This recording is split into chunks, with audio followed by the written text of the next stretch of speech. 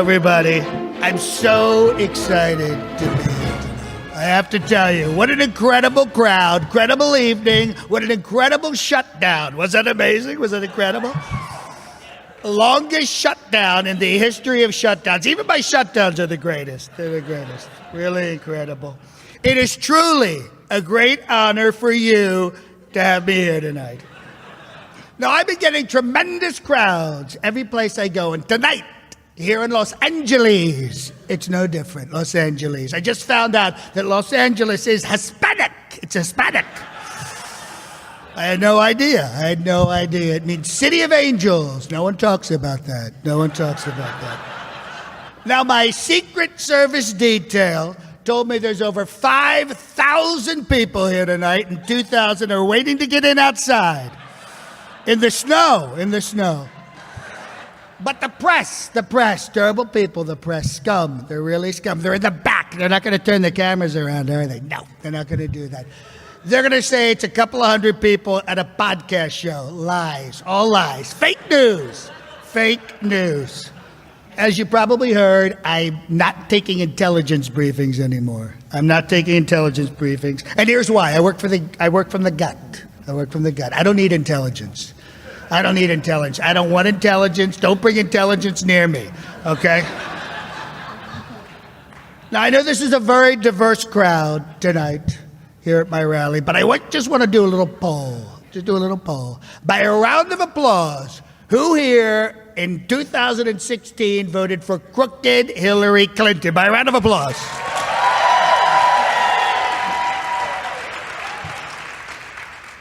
Wow, absolutely nobody. You could hear a pin drop. That's crazy. Okay, who in 2016 voted for me to make America great again?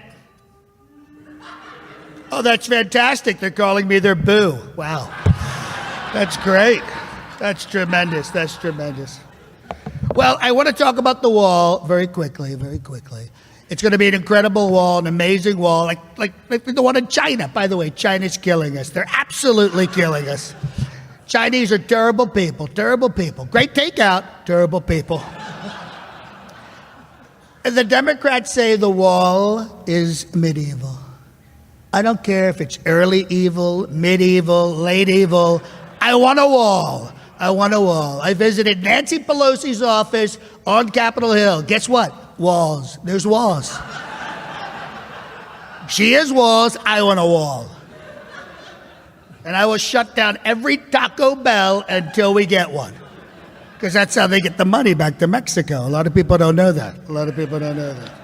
But we're going to go for maximum wallage. And I want all my supporters here tonight, all two of them. I want you to know, don't worry about this Mueller investigation. Nothing's going to happen. They keep saying impeached. It's not going to happen. I'm not going to be impeached. And by the way, why a peach? Why not an apple or a pear?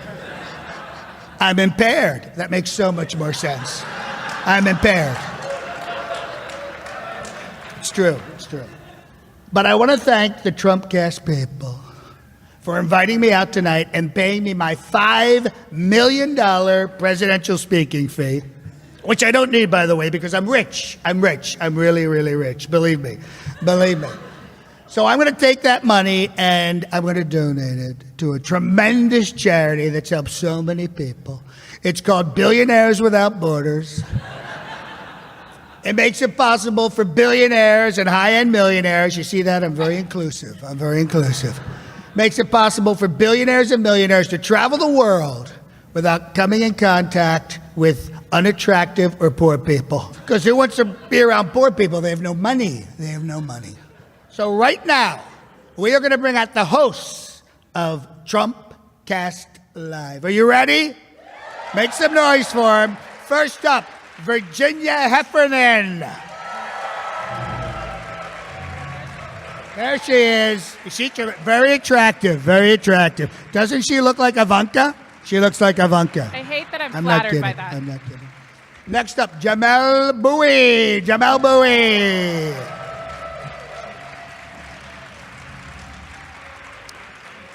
And number 3, Leon Krauss. My favorite Hispanic.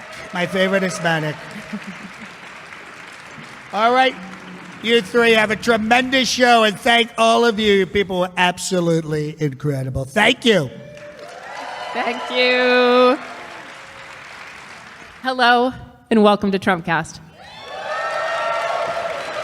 This show, as you may know, was started by Jacob Weisberg, so we are continuing the incredible tradition he started before the primary of making a small podcast about this crazy candidate for the nomination, the Republican nomination, and the fact that we still have jobs is something. The cast has changed around a little bit. I've been with the show a long time, and we've had Jamel Bowie for a long time, and he's been wonderful. He is leaving us, and so I think this is your last Trumpcast appearance. I mean, possibly. And he's already started, well, I'll have you as a guest, but already started at the New York Times as a columnist, as an op-ed columnist, which is fantastic. Thank you. And Leon Krause joins us with a distinguished history as a journalist. He's been a guest on the show many times, and now he's started hosting himself. And I think his shows, not just because of the accent, but I think some of his shows are some of the best. Thank you, Virginia. Welcome to Los Angeles, California. So, did you guys see this Jeff Bezos news? I actually want to hear how many, make some noise if you did. Okay. All right. Because I am floored. I actually had trouble concentrating because I've been doing nothing but thinking about how the richest man in the world, although Bill Browder, who's a guest on the show, sometimes says Vladimir Putin and Jeff Bezos have the same amount of money. I think it's $500 billion. It's a $200 billion. Sorry. It's a gazillion. I mean, once you're at that point, what's a billion? What's a billion? That's right. So Jeff Bezos published a story in Medium today, or a sort of letter to the world, saying that he'd been extorted by American media, which owns the National Enquirer. Jeff Bezos has gone through this big divorce, and the National Enquirer has leaked some very banal sexts that he and his girlfriend exchanged adulterously, but not especially interestingly. But the National Enquirer has a little bit more on him, apparently, or they say they do, namely a list of photographs. So they have these photographs. A long list of photographs. What are they? A long list of photographs. A long list of photographs. Yeah, I think it's, like 9, 11, That's something long. like that. That's long. And, they're not photographs of him playing sports with his children. One of them is described as a photograph of his, quote, manhood. That is a legal letter, his manhood. Okay. So anyway, they have a list of photographs. They're sexy, some of them are shirtless, and so on. And they are going to publish those photographs if he doesn't walk back an investigation that he started into the National Enquirer's political interests. Its ties to Trump are well known. He's done this catch and kill thing with Trump to silence his mistresses. This is David Pecker, just saying David Pecker. Try not to make obvious jokes.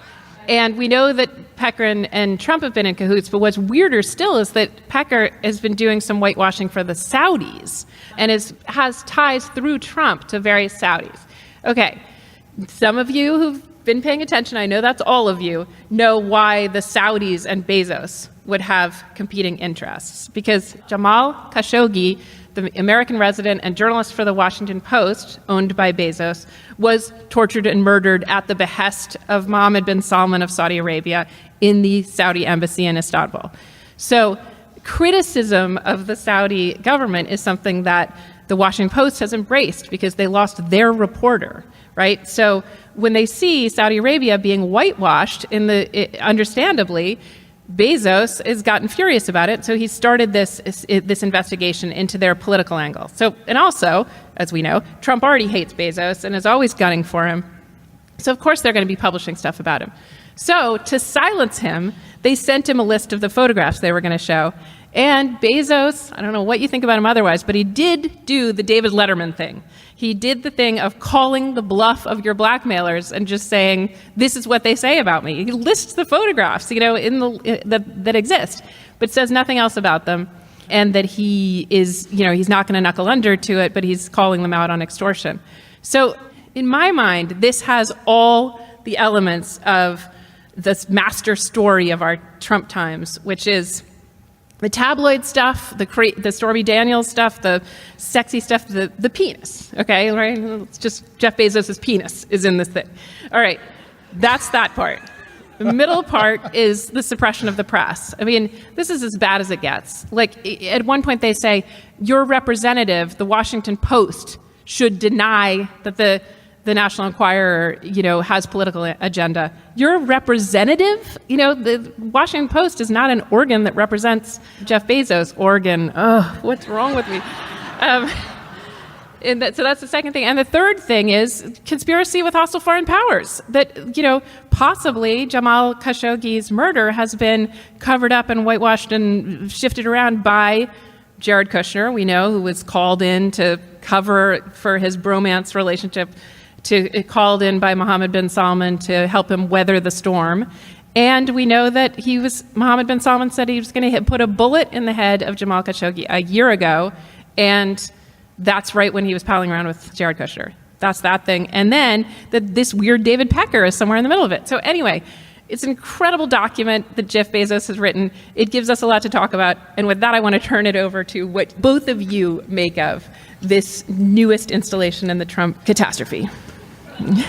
So there's some new, reporting. The investigator that Bezos hired suggested that, this is very recently, suggested that it's possible that AMI got their information from a government agency, that it's that information about him from a government agency. And so someone in the national security agencies or whomever, perhaps from the behest of the president or one of the president's deputies, was able to get information about a private citizen to AMI, which, if true, if true, and if true, would be a very big deal. It would be the kind of thing that presidents get impeached for, which is a long way of saying that the funniest thing in the world and the completely fitting thing for the age of Trump will be if this all topples down because of some rich guy's dick. That would be a different rich guy. A different rich guy, no less. We expected the other rich guy. I don't know if you call it poetic justice. I mean, it's poetic in a sense, but it would be absolutely perfect. As a Mexican journalist, I get asked all the time whether or not I'm optimistic about the United States, and I always answer yes. I'm an optimistic Trumpcast host, and there are many reasons why I'm optimistic about the immediate future of the country. One of the reasons, especially when I compare it to Latin America, which is another conversation, but one of the reasons is certainly how healthy, how independent the press is. And when I see Bezos pushing back against blackmail, honestly, it gives me hope, because it reflects on the way the Washington Post has behaved vis-a-vis Trump and power and the New York Times. And that's one of the reasons why I'm optimistic about the United States. There are a bunch of others, the state of the opposition, how healthy the Democratic Party is. I mean, just the fact that there are so many people there vying for the Democratic nomination. Jamel has written brilliantly about it recently. And even satire, the fact that in the United States we can have someone like John come on a show like this and just do this kind of satire, and every night Colbert and Fallon less so, and Seth Meyers just go at the president full on. You would think that's normal, but that's not normal. In other parts of the world, it doesn't happen. So I take this whole Bezos experience at the fact that he was courageous enough to actually come out and say, I am not going to give in to blackmail. And we are going to keep doing what we're doing, me personally as a businessman, but obviously he's speaking in a way for the Washington Post because he's the owner of it, and he mentions it. I think it's reason for optimism. I will say real quickly that if you're Jeff Bezos, if you're the richest man on the planet, okay, you got a picture of my dick. Right, exactly. Right? Yeah. It's like, what are you? Okay, you're gonna release it. Okay. Oh no, everyone knows what my dick looks like. I still have $150 billion. It's also presumably he was courting his mistress, so presumably it's a flattering shot. Right. I mean, so yeah. So it's just funny to me that, like, if you're gonna try to blackmail Jeff Bezos, you wanna really step up your game, right? You better have pictures of Jeff Bezos, I don't know, like hunting people on an island. Yes. Yeah. But if it's anything less than the most dangerous game. Plus, we should mention that Jeff Bezos now works out. I mean, Right. Previously he was just very weak, but now he's ripped. Psyched that this was the period. Exactly. He's actually looking forward to it in a way, maybe. Who knows? Well, let me modify this. If you don't have a photo of Jeff Bezos shirtless, like choking someone to death, Right, exactly. then don't bother. Yeah, no. He does start out by saying, someone tried to make me an offer I can't refuse, but I could refuse it, and no one ever has before. Because the thing we know about him is how rich he is. So really other interesting little detail, and I hadn't known this thing that Jamel just told us, which is that the investigator now says it might have been through government sources he got this, which is, very chilling. But the investigator's name stood out to me. I don't know if anyone else recognized it. His name's Gavin DeBecker. He's not a private eye. He's apparently who you would hire if money were no object. I mean, Jeff Bezos at some point says, budget is no concern to Gavin DeBecker in investigating this thing. Gavin DeBecker wrote a book called The Gift of Fear. Did anyone read it or see it? Yeah, it's really interesting. And fear, I mean, clearly he's the guy you would get to steady you. And basically what the letter says, and Leon was saying he thinks it's very well written, and I'm sure Gavin helped him, is that I'm not afraid. And I'm not afraid because I have a lot of money. I'm not afraid because I have a great reputation. I'm not afraid because these photos are trivial. I'm not afraid because I'm not worried about my reputation. I'm not worried. Because I shouldn't be afraid, because the way you should confront this sort of attitude. I mean, you confront tyranny. You don't appease tyranny. But it's almost, and I don't know what you think about this, but we've imagined that Lindsey Graham and that some others, possibly Pence, that Trump has something on them, that he works along these extortion lines, and that they're falling in line, and the way they repeat strange things. I mean, I think Jerry Falwell Jr. just said he was the greatest president since George Washington. Wait. Yeah. Sorry. Blowing past Abe Lincoln. I mean, you know. It doesn't, yeah. Sorry to interrupt. That's the craziest thing I've ever heard. Yeah. I mean, maybe the wig. So we've been waiting for these people in the Senate, the Vichy types, to not be afraid anymore, right? To not be afraid to just cross him. And I think there's a template with Bezos. I don't think you're going to see that in the coming years, and I don't know what Jamel thinks, but when I saw the State of the Union and the ovation after ovation, when Trump was blatantly lying, I mean, for me, it was particularly distressing to listen to those, and I counted them, 16 minutes on immigration. It was the most virulent, aggressive speech on immigration he has given, probably since his speech in Arizona during the campaign, which was really horrible to listen to. And it was, again, ovation after ovation when he described the border as this lawless region, very dangerous, and every Republican just stood up and roared. It was terrifying. It reminded me of what it felt like for me, again, as a Hispanic journalist, to be at the Republican convention, listening to those chants of lock her up and build a wall. It was like being in a different time and a different country, to be very honest. And to see that repeated time and time again, and now at the State of the Union, it was a sad sight. Yeah, what's so strange about it all is that you would think that after the midterm elections and the GOP suffers this really a meaningful defeat, a 40-seat loss, largest Democratic victory since the Watergate era, that would at least like temper some of the enthusiasm for the president, like a recognition that perhaps things aren't on a solid ground, but that isn't there. It's as if, for the remaining Republican congressmen, that the response to losing one's majority in a very dramatic fashion is to kind of just double down on all the things that cause you to lose the majority. So I mean, during the State of the Union, the great applause, it kind of made sense. I'm not sure they even know what else to do, right? Like if they were to turn on Trump as a group, that doesn't that doesn't just hurt Trump, it kind of like brings the entire Republican Party down, because Absolutely. all of a sudden, if you are, I don't know, if you're sort of like Matt Gaetz from Florida, I guess that's how you say his name, from Florida, and all of a sudden you are now an opponent of Trump, everyone's going to be like, where were you for the past 2 or 3 years, right? Like why now and not then? And it's easy to imagine the dominoes just kind of falling down, and the result is a kind of complete and total collapse of the Republican Party. And so there's this sense in which the only thing you can do is clap, right? That like everyone in the Republican Party right now, or at least the lawmakers, It's his party. It's his party. It's not just his party, but they're sort of like, I don't know if you remember during the primaries, Jeb Bush was given a speech. I know was given a speech, and he had like a applause line, and no one applauded, and he was like, "Please clap." Oh, he said, "Please clap." Clap. Yes. And then everyone dutifully clapped for him.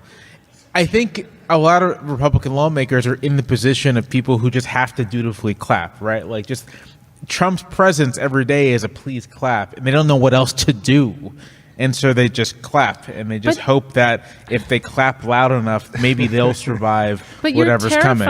You're terrified till you're not. I mean, I guess that's the thing that I got from Bezos is every whistleblower, Bill Browder on the show, he blew the whistle on the Kremlin, which he'd been cooperating with all along. He blew the whistle on the Kremlin, and lots of people said, well, why didn't you do something sooner? Like you might have said about Congress if they flipped.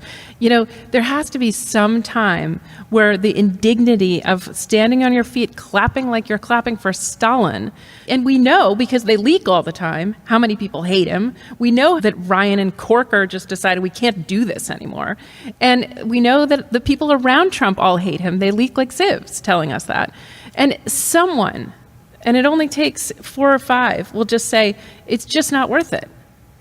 Yeah, I don't think we have a lot of potential profiles in courage. In the Republican Party, I had this strange experience during the State of the Union. I kept the feed on after the whole thing ended, and so when I saw Trump walk out through the hallway, the main hallway, and I saw how you could hear how Republican lawmakers approached him, and almost like kissed his hand. This is a concept in politics in Mexico, for example, el besamanos, no? Yeah. That's a concept. You kiss hands.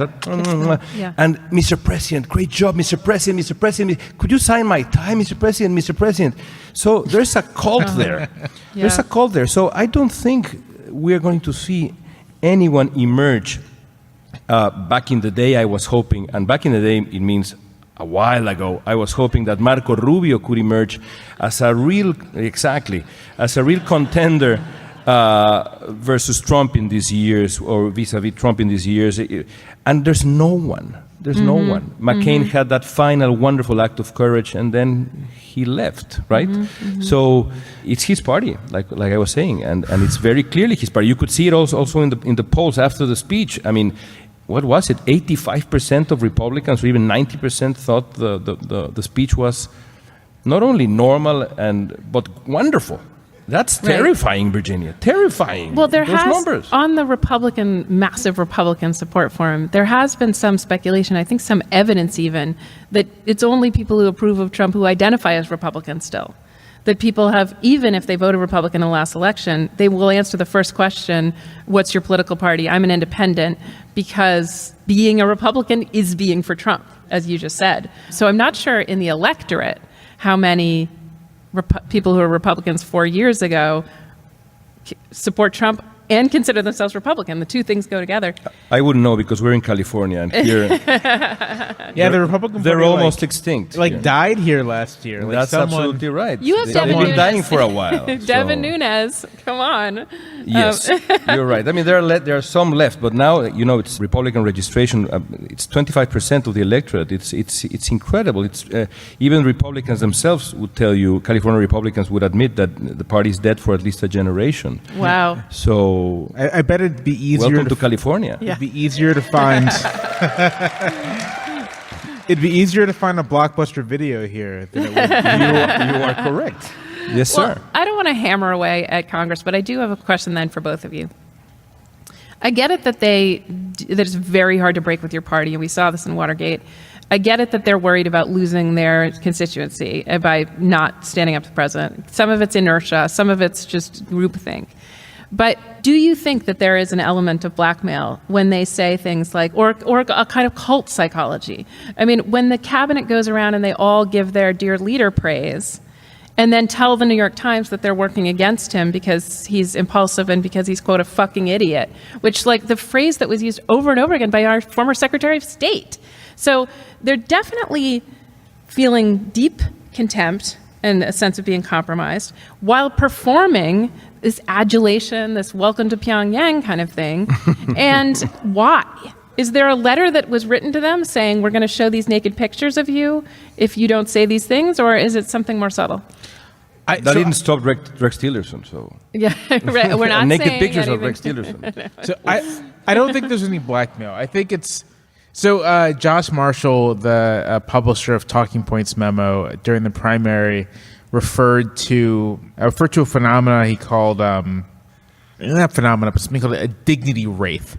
That like the people who sign up with Trump, they're hoping to get something, some influence and power, so something. They're hoping to get something positive out of the experience.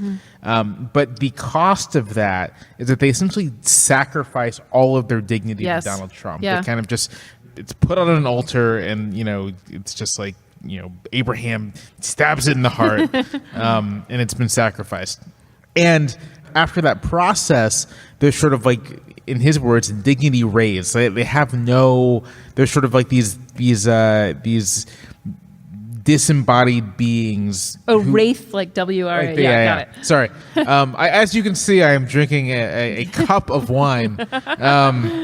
So my pronunciation may not be as great as it ought to be. I'll work on that.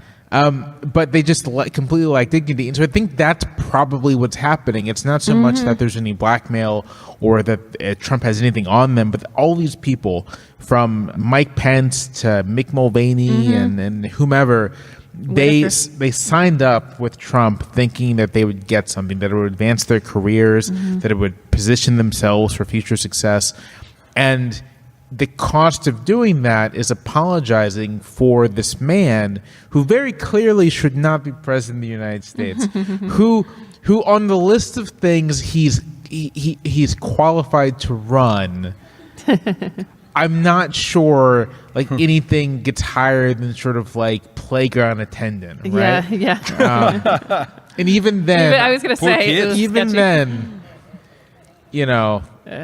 like I wouldn't trust him to run a McDonald's. I was a couple like last week I went to go get an Egg McMuffin, and it was like 7 a.m. in the morning, and the McDonald's was just like a fucking machine. Right. Sort of like 6 people going back and forth, getting everyone's stuff.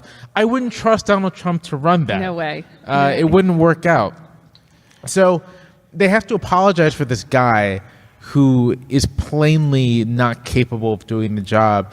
And in order to do that, you basically have to sacrifice your self-respect. And so what I think it is a strange dynamic where they're aware that they sacrifice their self-respect.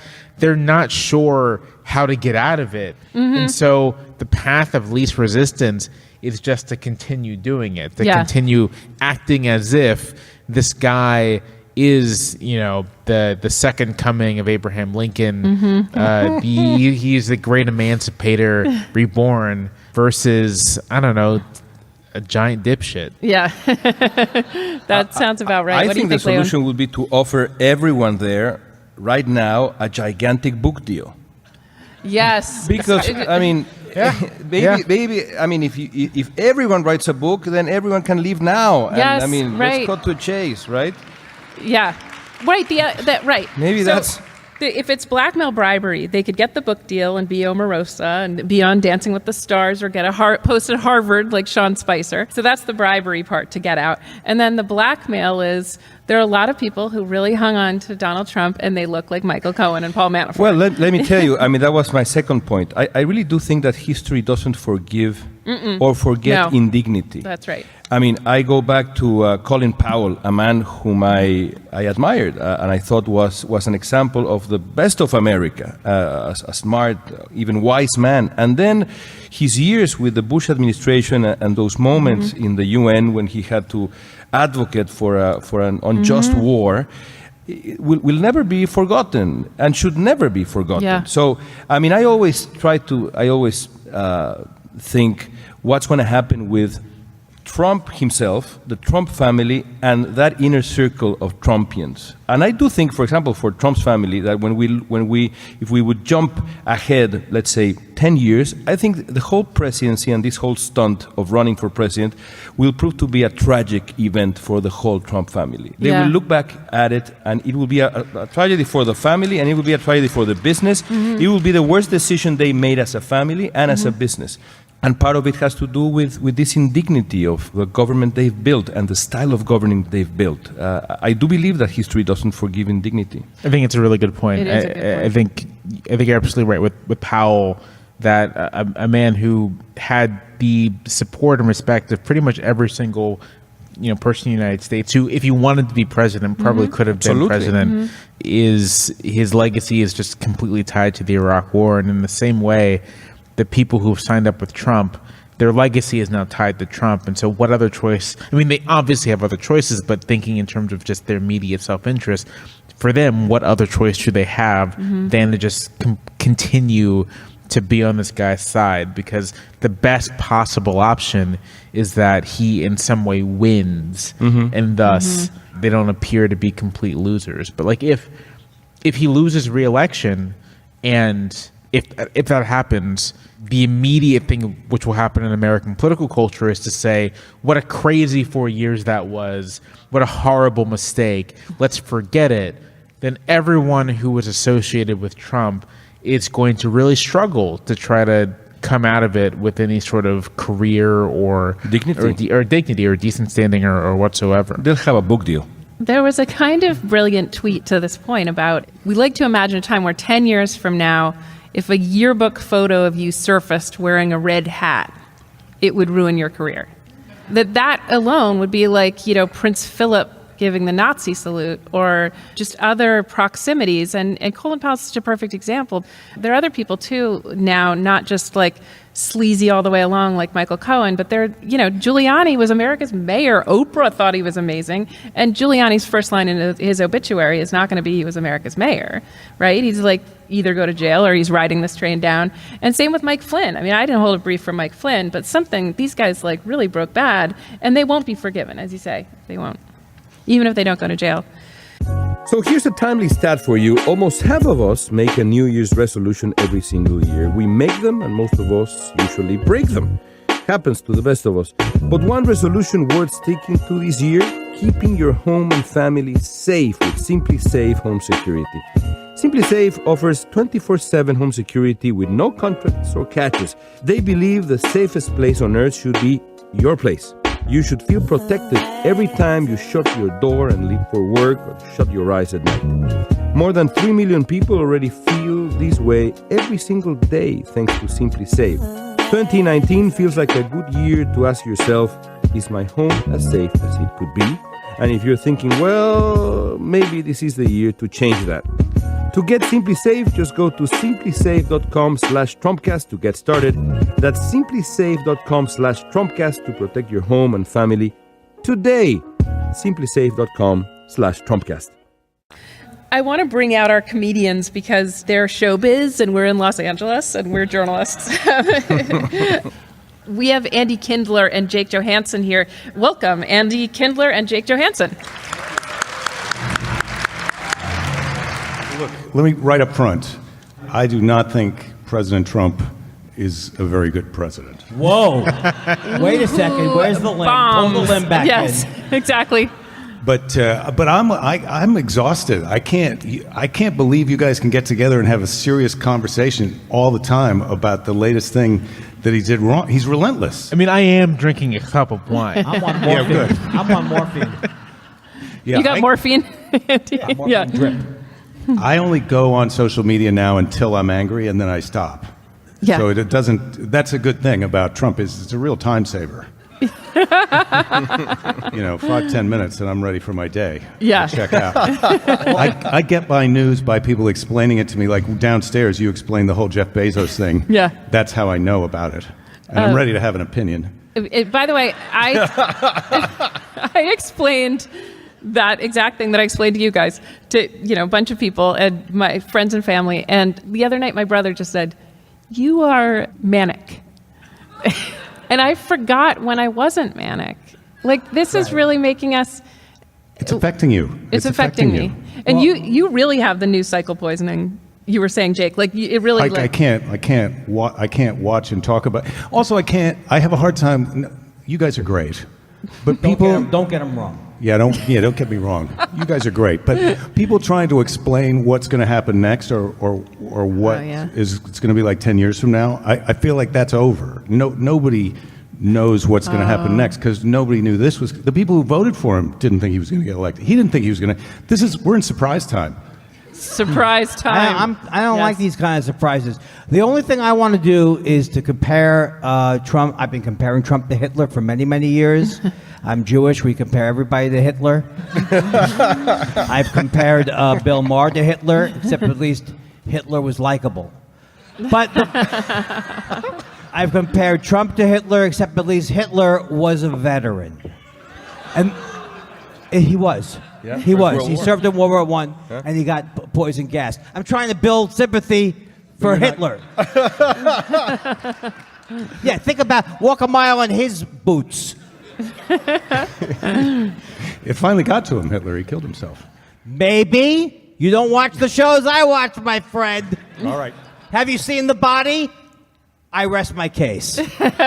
He's still in Argentina. They go, look at that elderly curmudgeon limping. I never could get that joke to work in my act. It didn't work I here. love talking about him in Argentina. I think it's right on. But do you get in trouble? Yes. Isn't there a rule that you're not, if once you lose when you mention Godwin, H-I-T. I don't know if I can say this, but Godwin can kiss my ass. Okay, I'll yeah, tell how'd you you that. do that? Yeah, Godwin's law was basically a law which in its time maybe made sense, but the idea was that anytime you bring Hitler into a conversation, you lose the conversation Right. because you make it ridiculous. To me, it doesn't get started till Hitler comes into the conversation. It's not a marital spat until the other Okay. person's Hitler. Hitler's like salt to you. It's part of every meal. I need it, and he's also. If you look at I encourage anybody to look at pictures of Mussolini, Yeah. and if you don't see the Trump Mussolini connection, this is they joked about Hitler that he was crazy, in Germany. So he's not going to get anywhere. In fact, they bargained to give him more power. They said the same thing. Yes, Hitler was smarter than Trump, which sounds weird to say, but don't be fooled by the fact that he's crazy. He's not your father's Nazi. I think Mussolini and Trump have the same hair. Yeah. That's all a about joke hair. for history, Bob. They did this thing all the time. But at the end, Mussolini blamed the Italian people. At the end, he blamed the Italian people. Does it ring a wow. bell? Well, Hitler blamed, at least on Downfall, the movie where I learn a lot about history, Hitler blamed the SS, so he blamed the same way Trump now blames his intelligence services. I did punch up on that movie. Downfall. Did you? Yeah. Yeah. Yeah. I had one scene where I had a guy come in and go, I just got back from Hitler's bunker. Is he acting odd? And the joke would be he already was odd. Do you guys think this time the Trump presidency has been good for comedy or bad? For Oh, I comedy? think it's the greatest thing for comedy, but it's not the greatest thing because I don't want to have the whole world explode because I have good material, But but it's like there was a time period where nobody wanted to talk about politics. So the fact that they want to talk about politics is good, but still it's just there's so much anger, and I can't stand anybody with it. When they were arguing about, well, I wonder if that guy with the Trump hat, what his intentions were. A Trump hat is a swastika. There's no other reason why you wear a "Make America Great Again" hat. It means you're a Nazi or a new version of a Nazi, and or you're a member of the alt-right. Hey, kids, do you hate the Jews and also love bad graphics? Check out the alt-right. I feel like some of the Trump supporters certainly are racist, terrible Nazis. Oh no! But This I is think a all of them now. Lockstep fail. If I just ever. don't understand how they could all. I think some of them are doing it just to make you mad, Andy. I really think that there's some. Would you people tell me are that in supporting Germany in 1937? Andy, take it easy. Trump. Well, okay. Crystal Nacht, it's one night. Relax. So your cousin, your uncle's shop was knocked off. Just really a little blow over. I hope I'm wrong when I say that I don't think Trump is Hitler, or I hope I'm not wrong. What? Now you got me confused. You don't want him to be Hitler. I don't want him to be Hitler, but I also feel like that's the bar is pretty high for this dum-dum. The idea that he could be a Russian secret agent, it's an insult to secret agents. Well, he wouldn't know that he was being manipulated by the Russians because he doesn't know anything that's happening to him. I mean, to go back to what you said earlier, there's something to the idea that Trump is just sort of really, like, he just doesn't know what he's doing. He's sort of over his head. Because you read reports about his schedule every day. So what is the president doing today? Well, he has executive time from 10 to 4, you know. I then love executive time. He'll get like a burger and some Diet Coke, and he'll just go back to executive time. Now, for political reporters, it's like, oh, the president just isn't doing anything. But if you look at that from the perspective of a normal person, it's like, oh, he's depressed. Right. He's in his residence all day, maybe in a bathrobe, watching TV, eating shitty food, On and his bed. Yeah. yelling about it on the internet. He may be depressed because what he was really hoping for was that this whole run for president was going to jack his ratings and he would be able to have his TV show. Right. Right. He And thought so he might be depressed. he thought being president would be sort of like being kind of like a king. It's like you know, you tell people what to do, you get a lot of fancy stuff. No, it's a job, and he's never really had a job before. So he's just depressed. And so these cabinet meetings, it's all these people who are just kind of like, hey, no, it's okay. Yeah. It's all right. Yeah. Well, Just get 'cause on he's out like a there. You're kid. still He's like a good. kid. You're like, you're doing your best. You're Yeah. really trying. This is something Leon and I, right, after post-Hitler, we were talking about how after something like the State of the Union, or even with this Bezos thing, what you want to talk about, and I am with you, I started with the dick jokes, but what you want to talk about is the funny stuff and the reality TV. But we're getting a body count on Trump's watch now. We have children dead at the border. We have Jamal Khashoggi tortured, murdered with a bone saw, seemingly with some kind of accomplice after the fact, and people killed in these brown shirt attacks, including Heather Heyer. By the brown shirts, I now think of as red hats. Like, why not just call them red hats? I'm with Andy. I think that that's what they're trying to signify with that way of dressing. I have a joke in my act, and every time I do the joke, it shocks people, even in like alternative clubs. But the joke is, Donald Trump is going to put us all in Trumpcentration camps, the greatest concentration camps ever made. I will get the Jews to pay for the camps. Right. Now, these people don't understand, but most of the time, nobody even knows the reference that I'm saying we'll get Mexico to build the wall. That's the reference, and that's a direct social commentary based on the Jews. Yeah. People either get shocked or they don't even know the references because so much has happened. Yeah. So it's like, I think we're all living in it. But it can be funny, but it can't be funny, like, hey, this is a lot of great material. Well, it's the eerie confusion of the whole thing. I mean, that's, I think, Leon's point after the, State of the Union. Why don't you just say what you were saying about the Pelosi meme? No, which I was mean, wonderful. I was just saying that I think one of the reasons why one can be optimistic about the future of this country is the health of satire and comedy. I think it's fantastic and incredibly necessary. And if we didn't have it, believe me, you would miss it.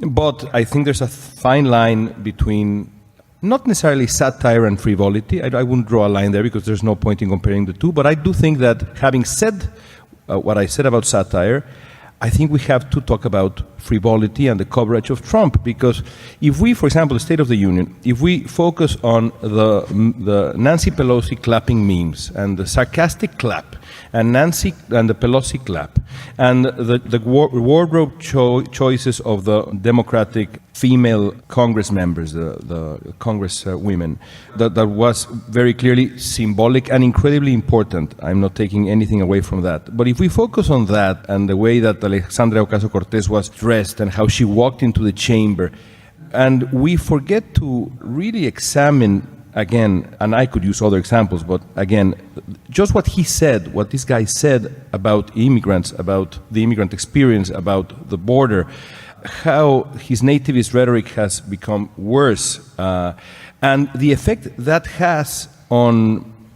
people in America. I mean, nowadays, 75%, 3 out of 4 Republican voters, according to a Pew Research recent poll, identify illegal immigration as this country's biggest problem.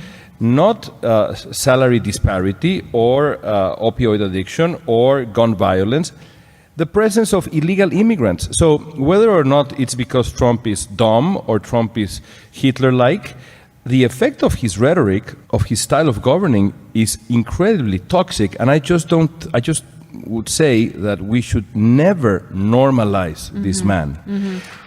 I agree. I want to talk about the great state of California, because we're here. 3 of us are from California, and you both live in California, right? And Leon writes a lot about it. And California, unlike Virginia, sorry to do this, is emerging as like the tip of the spear. What's that? Tip of the spear. Tip of the spear. That's epicenter of the resistance. At the center I'm of the not resistance. leaving. I mean, it's great. It is Why great would here. you? It's incredible. Kamala Harris, Adam Schiff. I mean, people who've like really distinguished themselves. Nancy Pelosi, ladies and gentlemen. Ted Lieu. Nancy Pelosi. Ted Lieu. And Ted Lieu is out. Gavin Newsom, Javier Becerra, Kevin De Leon. The list is really long. Wait, say those last 2 names again. Okay, no. Okay. Javier Becerra, Kevin De Leon.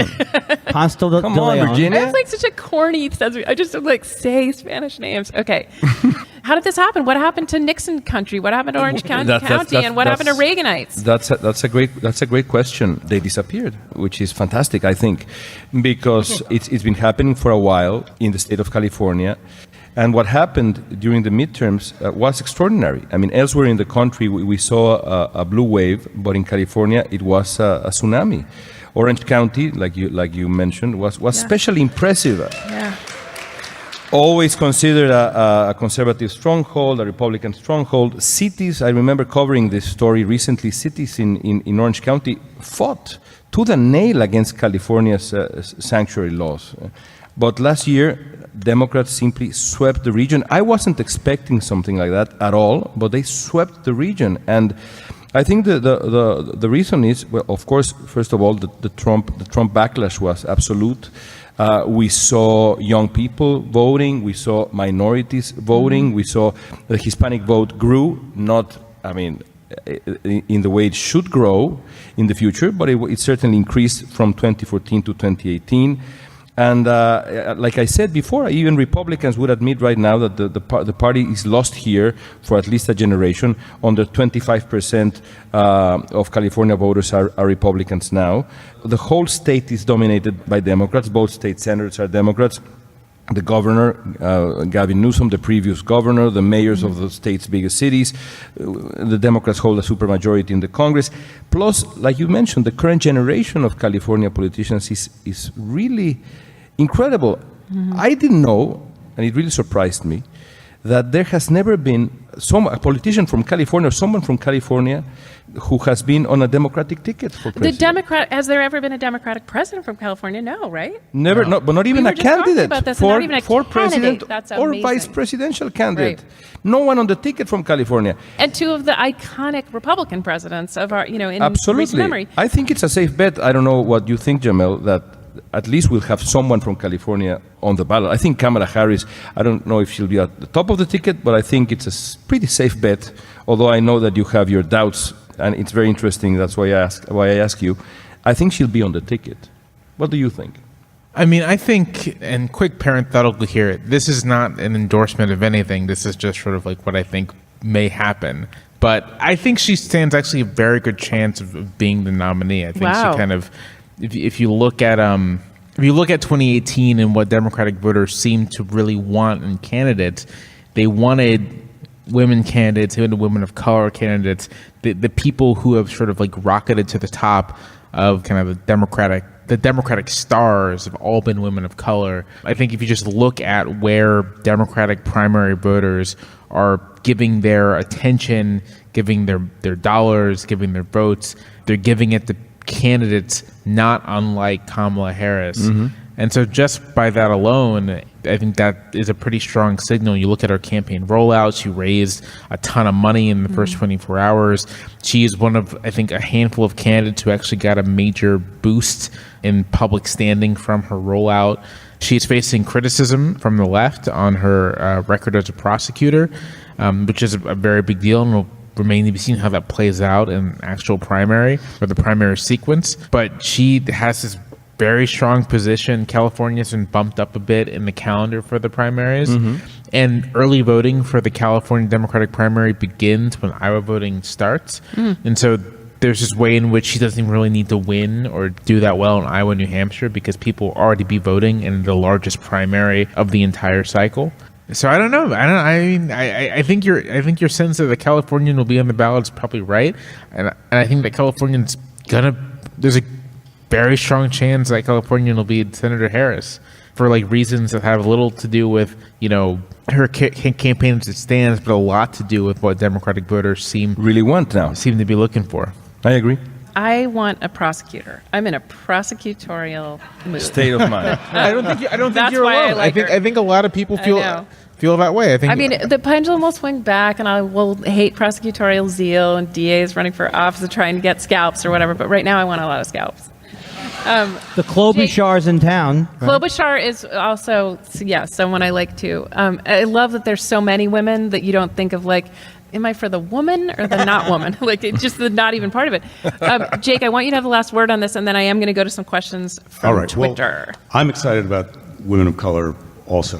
White guys have had a good run, but and I would also go back to what you were talking about with California and the election here and the shift to Democrats. Now, I think that is great, but some of those people I think might have been Trump voters who have changed their mind and who have woken it up. Absolutely.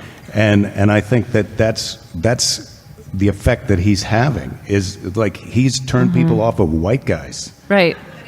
Right. And they're just saying, look, we need something different. And It's like Brett and I feel Kavanaugh like that's convicts the trend himself. that's He happening convicts here. himself. So from Logic Hobbit, I just really like your handle, Logic Hobbit, on Twitter. How should we think about the risk a post-presidency, non-incarcerated Donald Trump would pose to national security? He would immediately, we haven't talked very much about my favorite topic, which is the fact that we have a Russian asset agent in the White House. But anyway, if he's out, would he continue to pose a threat to national security? Would he'd immediately trade whatever bits of top secret info he learned as POTUS to the highest bidder without a second thought? Does that seem dangerous? Anyone want to take this? If he doesn't walk out into handcuffs? I am building altars to him being in prison. I want the whole family in prison. They want the entire family in prison. I want it to be filmed. And do you want tennis prison with butterscotch pudding on Wednesdays, or you want Supermax with I just nothing? want to make sure that he's humiliated. I want him to be humiliated on a daily basis. He'll be humiliated on a daily basis. Not necessarily in jail, but I think that the post-presidency life of Donald Trump regarding his legal troubles is going to be very sad, very, very sad. And I mean, mark my words, we'll be back here, maybe not with a Trumpcast or with a different podcast, and we'll look back at that sort of conclusion and you'll see that I'll be proven right. I don't see how he will emerge with any sense of dignity, how he will be respected. And again, history does not forgive indignity. And vulgarity plus indignity, even less so, especially in the United States of America. If he loses in 2020, if he serves a full 8 years even, this is gonna be thought of as like a very strange time in America's history, and I don't think anyone's gonna like look back fondly on it. No, or I'll say no one other than like maniacs are gonna look back fondly on it. And so when he leaves office, I think that's right. It'll be for him. There won't be no trying to sell secrets or whatever. He'll just be kind of like a lonely old man. I actually think that the post-presidency I have in mind is Lyndon Johnson's. He leaves office. He doesn't run for re-election. He leaves office, and then he dies 5 years later. Once he's out of politics. Without a Robert Caro to write fantastic you're right, biography. exactly. I'm not saying Trump is going to like pass away shortly after, but that kind of like fading into obscurity, which used to happen to presidents a lot. I mean, it's only been in the last 30 years that, after you serve as president, you become kind of like a minor celebrity. It used to be that if you didn't die in office or die immediately after leaving office, you kind of just disappeared. And Back to like, private life. people were like, hey, you remember that guy who used to be president? That's like an interesting Throw point. rocks at your house. Like, hey, that guy used to be the president. I mean, Jimmy Carter doesn't do a lot of reality TV, but otherwise they do seem to like really. They do. And Seem to Jimmy like Carter's unusual Yeah. in how prominent he is, but Yeah. Harry S. Truman kind of just faded away. Johnson faded away. Nixon even faded away a bit. He pops up here and there, but not a big deal. And I think that's going to be what happens to Trump, unless the news media decides that like Trump in post-presidency is as compelling a story as Trump as president. The thing that will happen to him if he does not face any legal troubles is he'll just kind of like fade into obscurity. It'll be like, hey, Ray, remember that time we elected Donald Trump president? Some wild shit that happened. Thank you so much for being with us. Thank you, Jake. Thank you, Andy. Thank you, Leon. Thank you, Jamel. I'm Thank you. Virginia Heffernan. Thanks for listening to Trumpcast.